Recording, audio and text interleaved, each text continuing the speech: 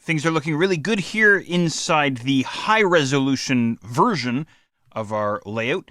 Now we're ready to move on to the medium resolution version. So I'm just going to scale down the browser window here a little bit. You can go ahead and do the same there if you like.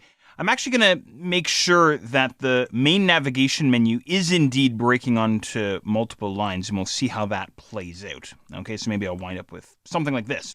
All right, good stuff. Now, let's get the design underway in this exercise, and then, of course, we'll take our top-down approach, as always. So I'm going to head back into the external style sheet. I'm going to make sure that I am inside my medium resolution media query. And all I'm going to do here is I'm going to set my font, and I'm going to change the border on the master. Okay, so I'm going to set the font in the body, okay, the redefined body element that is, at the top of the medium resolution media query. So I'm just going to drop my cursor there after the closing semicolon for the background, and I'm just going to go font-family, :space, and then Verdana. There it is.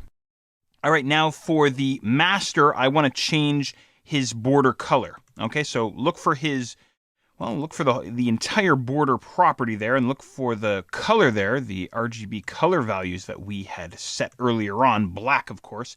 And I'm going to change this to my mid-gray, 200, 200, 200, just like that. That's all we're gonna accomplish here in this exercise. Pretty easy stuff here. Go ahead and refresh, and there we go. There's our changes. So we can see the new font being applied throughout.